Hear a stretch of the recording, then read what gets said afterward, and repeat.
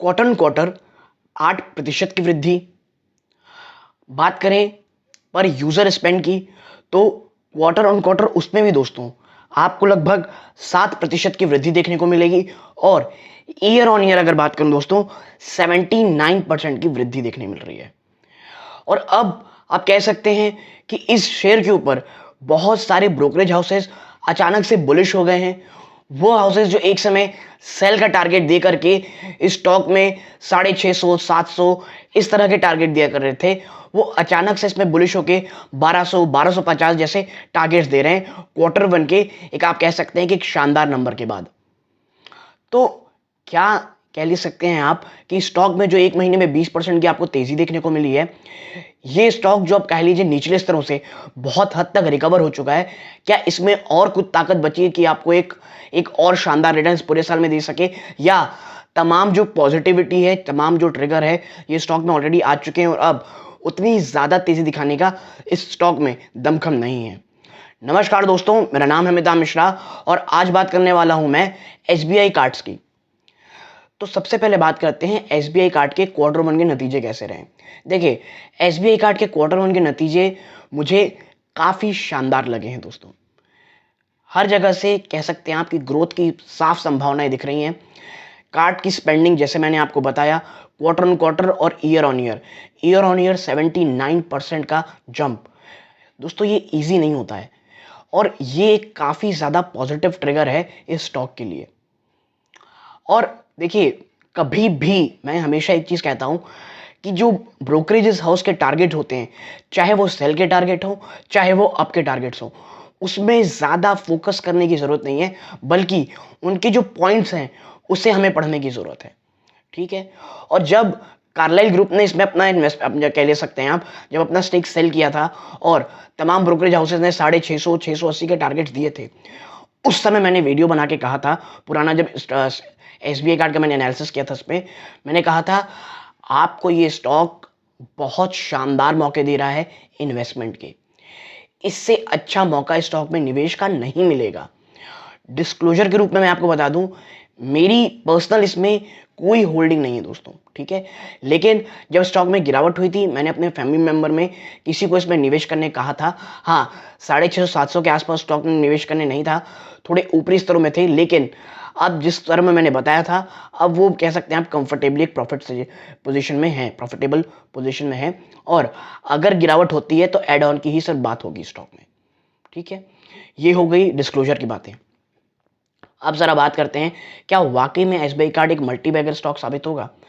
तो मैं आपको समझा दूं, जो इन्वेस्टमेंट होती है दोस्तों, वो जब मैं हमेशा कहता हूं जब स्ट्रगल कर रहा हो सेक्टर, जब वो शेयर बहुत स्ट्रगल कर रहा हो, तो आपको एज अ इन्वेस्टर उसमें मौका ढूंढना चाहिए, उसमें निवेश करना चाहिए। जो निवेशक ये स्टॉक बार बार 700 के आसपास इतने शानदार मौके दिया है पोजिशनल ट्रेड के, और लॉन्ग टर्म निवेशकों को भी बहुत मौके दिया है वो एक्यूमुलेट करने के, जिन्होंने वहां एक्यूमुलेट किया होगा आज काफी अच्छे नंबर्स पे होंगे। नहीं किया, मुझे लगता है शायद 700 तक बहुत मुश्किल दिखता है मुझे, लेकिन हाँ 800 850 के आसपास शायद स्टॉक आ जाए तो एक और निवेश के मौके बन सकते हैं। इन स्तरों में भी आप कर सकते हैं, लेकिन अब वो आप कह सकते हैं दोस्तों कि वो रिटर्न शायद आपको ना मिले जो उन स्तरों में आपको मिल रहा था और जो मार्जिन ऑफ सेफ्टी उन स्तरों में मिल रही थी। अब बात करते हैं थोड़ा Q1 की कि क्या ऐसे ट्रिगर पॉइंट्स हैं आने वाले समय। देखिए, ट्रिगर पॉइंट्स भी बहुत सारे हैं, रिस्क भी काफ़ी हैं। सबसे पहले बात करता हूं ट्रिगर पॉइंट क्या है, वो है स्पेंडिंग का बढ़ना। ठीक है, वो मैंने आपको डेटा बताया स्पेंडिंग किस तरह से बढ़ रही है। ठीक।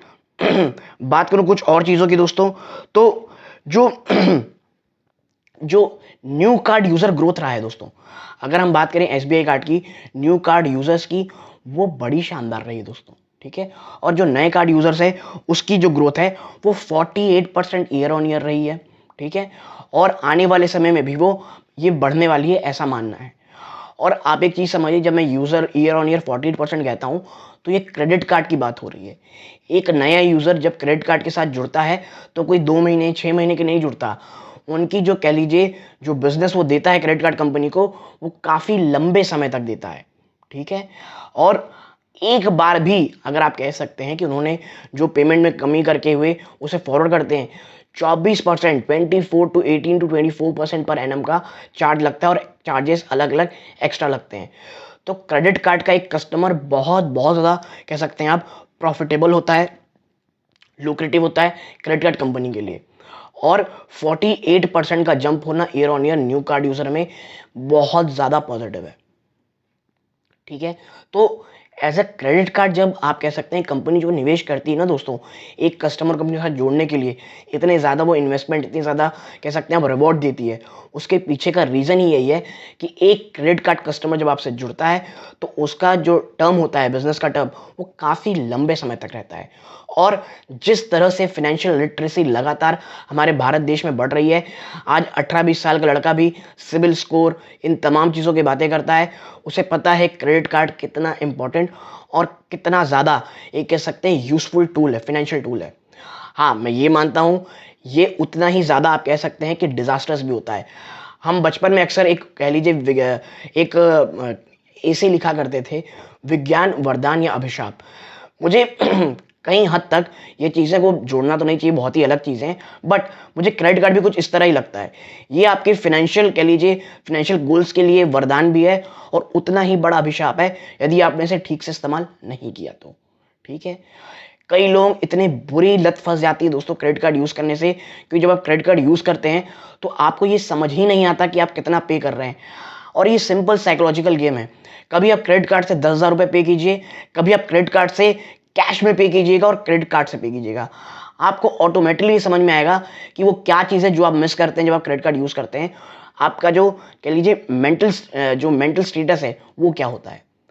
प्लीज़ अपनी कहानी मुझे कमेंट बॉक्स में रखिएगा कि आपको क्या लगता है क्रेडिट कार्ड का यूज़ अच्छा है या बुरा है। मैं ज़रूर जानना चाहूँगा, क्योंकि ये एक बहुत ही ज़्यादा डिबेटेबल चीज़ है और इसके ऊपर मैं ज़रूर एक वीडियो लेके आऊँगा जहाँ जो मैं अपनी पर्सनल राय रखता हूँ वो आपके साथ शेयर करूँगा। ठीक है, तो ये तो चीज़ें होंगी दोस्तों क्रेडिट कार्ड यूज़ की।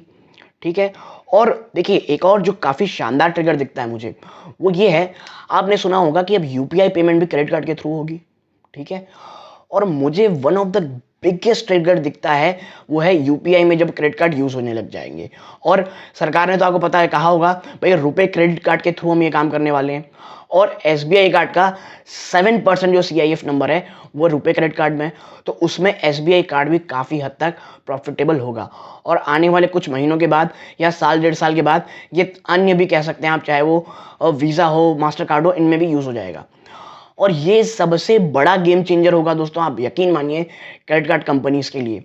जिस तरह से हम आज यूपीआई डायरेक्ट हमारे अकाउंट से डेबिट हो जाते हैं पैसे, अगर क्रेडिट कार्ड भी ये सफल होता है, क्योंकि देखिए बहुत सारी ऐसी चीज़ें हैं जो देखनी पड़ेंगी कि क्या ये के लिए सक्सेसफुल होता है, क्या रियल टाइम में चीज़ें ट्रांसफ़र होती हैं, ये तमाम चीज़ें हैं ये हमें देखने पड़ेंगी।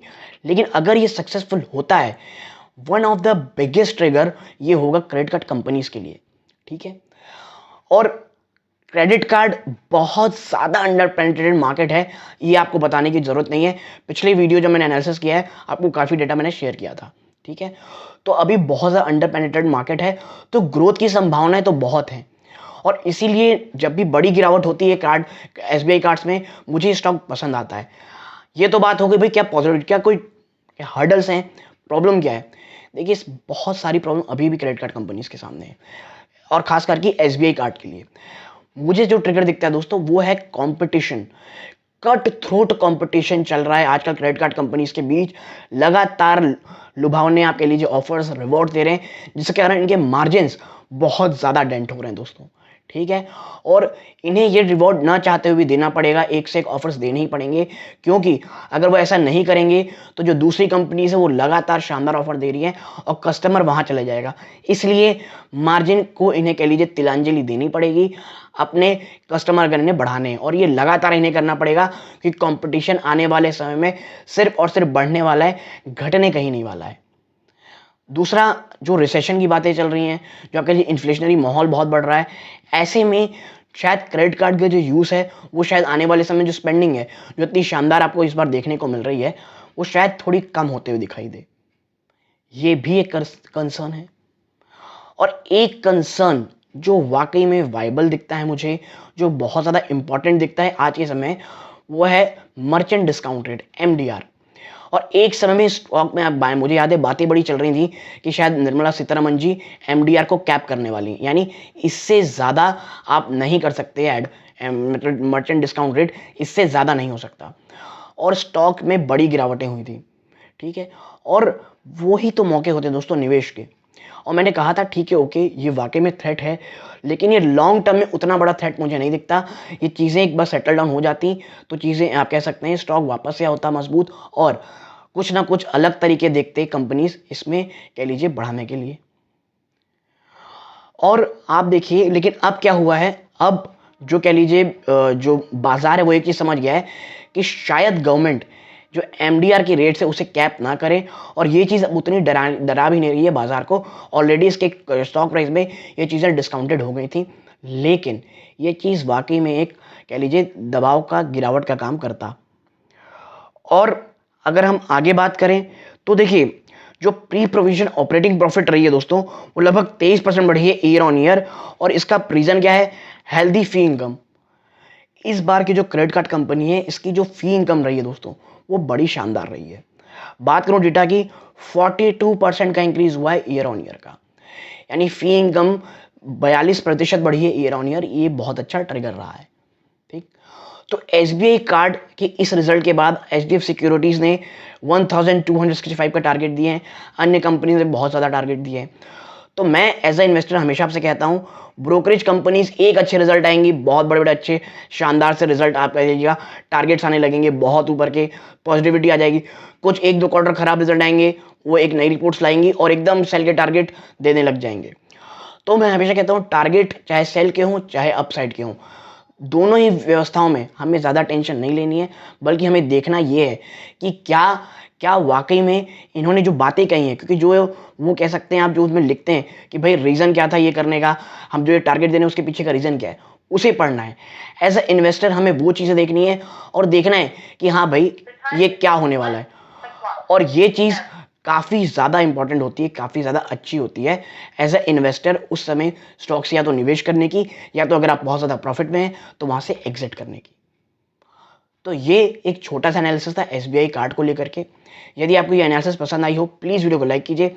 चैनल में पहली बार आए हैं प्लीज़ वो सब्सक्राइब का बटन ज़रूर दबाइएगा दोस्तों, चैनल की ग्रोथ होगी, बहुत मोटिवेशन मिलेगा। तो यहाँ तक जुड़े रहे, अपना कीमती समय दिया, इस बात का बहुत बहुत धन्यवाद। ये इस वीडियो का अंत है। जय हिंद दोस्तों।